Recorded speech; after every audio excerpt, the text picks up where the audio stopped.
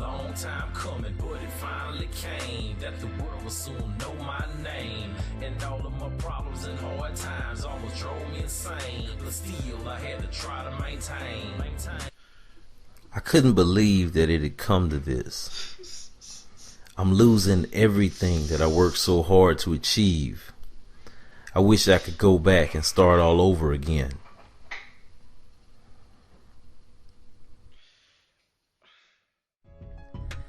It all started back in Port Arthur, Texas, where I grew up, a poor kid. The mother, who was an albino, meaning her skin tone looked like a Caucasian lady, and a father who was an alcoholic. I always felt like I was different, from the other kids, like those differences made me stand out. I found peace in the sport of baseball. I stayed with baseball because it was a peaceful place. I didn't have to worry about finances and working and finding odd jobs to do. I just played baseball. I stuck with baseball until I was in high school. That's where a sport that I had grown so fond of had scarred me for life. When I found out that my baseball umpire, who I had known from Little League, was actually my biological father, this devastated me. I went 17 years of my life not knowing who my true biological father was. Even after my parents had divorced years ago, I still had no idea. I was scarred. I took that anger into the military, where my focus was on work, always hard working, always trying to do better, to reverse the financial burdens that I had as a kid. I married my high school sweetheart, had my first child, bought my first house. In the Air Force, I won all the awards because I was the hardest working person. That hard work led to me getting a very high paying job as a semiconductor technician when I got out of the Air Force after my 4-year enlistment. It seemed like I had finally achieved this high level of financial freedom. I even tried to diversify by getting into real estate, which is what everyone told me I should be doing.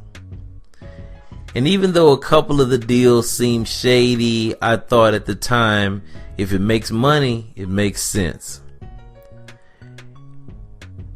And there you have it. I became everyone's hero because I had all the things that they wanted. I was on track to an early retirement.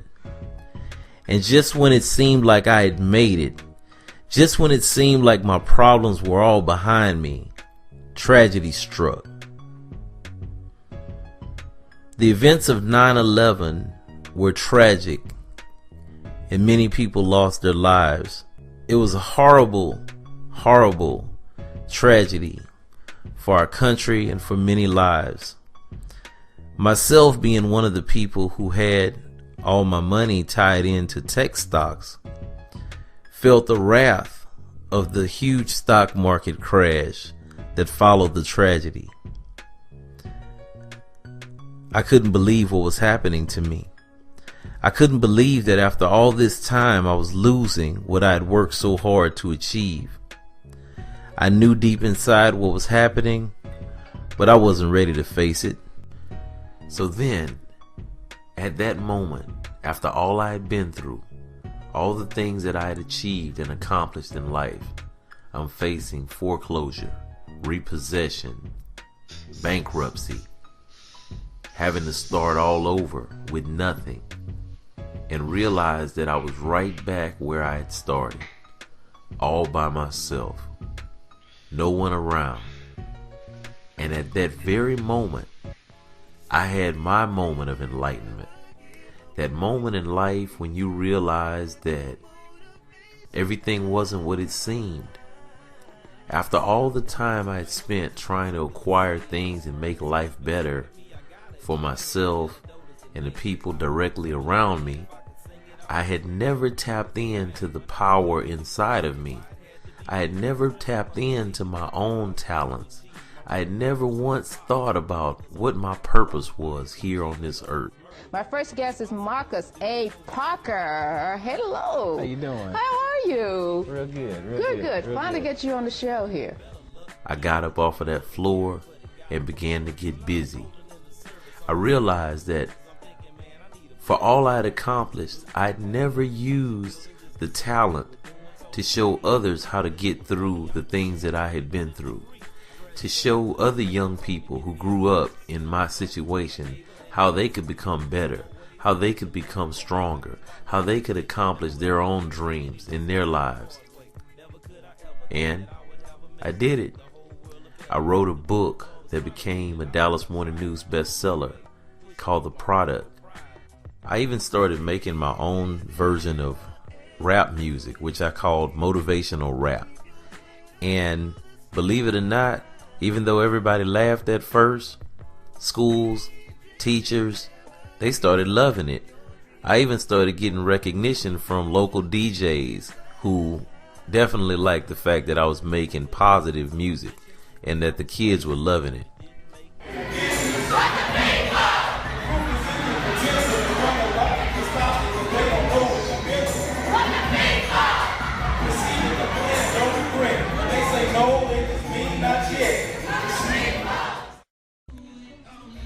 Yeah, what up? It's DJ Big Bank. You know I hold it down for the beat here in Dallas.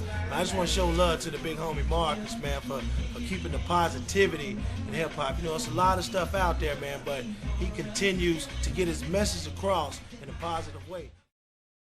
I got to meet a few famous people like motivational speaker Les Brown and comedian Ricky Smiley. I even got a chance to perform at Bishop T.D. Jakes' church, the Potter's House. Join him. When it's all said and done, I just live to hear him say, Well done, my son. stay driven with the talents you were given. I love y'all. I finally made it. I finally felt so good about myself. I felt so good about the things I had accomplished and the people that I had helped and inspired and motivated with my music and books and speaking. But drama for me was far from over. In the years following, I lived through the death of my biological father, as well as the death of the father who raised me, to a car accident. And to make matters worse, I was indicted by the FBI behind a mortgage scandal from the time that I spent working in real estate years ago, before I ever wrote my book. It had taken me 4.5 long years to establish myself as an author, a motivational rap artist, and a speaker, and now this. It seems as though my career was over. When it was time for the judge to sentence me, however, he took in consideration the fact that I admitted to my involvement and also the fact that I had left real estate because of it. Even knew that I had been spending the last 4 years rapping to teachers and students and parents across the country, and instead of sending me to prison, he actually gave me 3 years probation, 6 months house arrest, and another chance to do something positive in life. And there I was, once again, had overcome and got past the negativity in my life so that I could go on and do some positive things. You know, when I reflect back on everything and look at it all, I have to go back to what one of my mentors told me. My mentor, Tunde Obazi, once told me, he said, Marcus, the hardest lessons in life go to the best students. Well, for the first time, I had really been proud of myself because I realized I had passed my test. From that point forward, life seemed to be easier for me. I didn't put as much energy and stress behind things I couldn't change. I started focusing on the things that I could change. I wrote a movie, a short film called The Art of Motivating Today's Teen. I was able to write a workshop called A Dose of Motivation Life Training Workshop. And wouldn't you know, using fashion, I was able to motivate the people around me anyway. I really hope that something in my story can motivate you and inspire you as you continue on your journey. Peace. Just a dose of motivation. You need a dose of motivation. Yeah, dose of motivation. Yeah, dose of motivation. Now go get your own. Yeah, dose of motivation. Get at your day strong. A dose of motivation. Ain't nothing ever wrong. A dose of motivation. It's just a motivation. A dose of motivation. Now go get your own. Get your dose of motivation. Get at your day strong. A dose of motivation. Ain't nothing ever wrong. A dose of motivation. It's just a motivation. A dose of motivation. Now go get your own. Get your dose of motivation. Get at your day strong. A dose of motivation. Ain't nothing ever wrong. A dose of motivation. It's just a motivation. A dose of motivation. Now every day I wake up, I gotta get my cake up. Stay up for water, motivated by this paper. I gotta keep my grind tight, stay away from that nonsense. Stay floating, no roller coaster, and I'm overdosing on my confidence. Ask anybody, I've been the same since day one. No dope money, but I'm getting money, so how could I be the lame one? Never had to grab a rock, but I bet the mic that I grabbed that. See you working on the block, I'm working out in this lab day.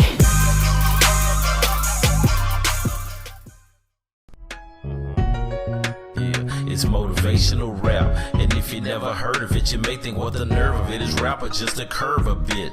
Lyrics you feel without the dirty spit. Hit a curve your nervousness and props your boy deserved a kid. Now let me rewind to page 1. Back when motivational rapping had just begun. I was just a dude who lived through many hard times. Wrote it in a book, but they rather hear it through hard rhymes. Travel to schools, they telling me they love the way I flow, but can't figure out why they can't hear me on the radio. They say you're on to something, but don't know what to call it. Inspirational lyrics to uplift you, Marcus, you all that. I took it in stride, cause it was like a joke. How can I be so loved and still be broke?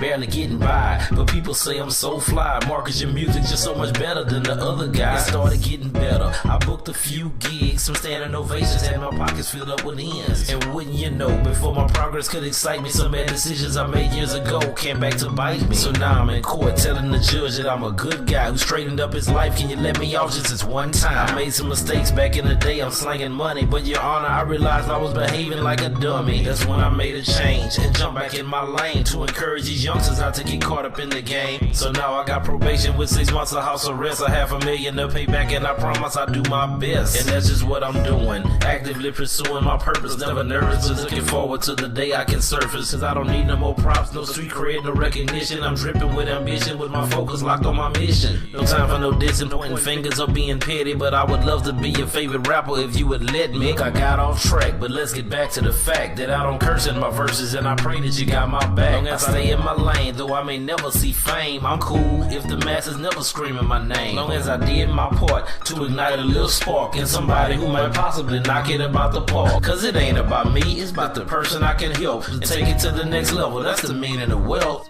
Thankful for the opportunity to be a blessing. Remember, your hard times is really only a lesson. So I hope you like the story, how I learned to adapt. And please support your boy with this motivational rap.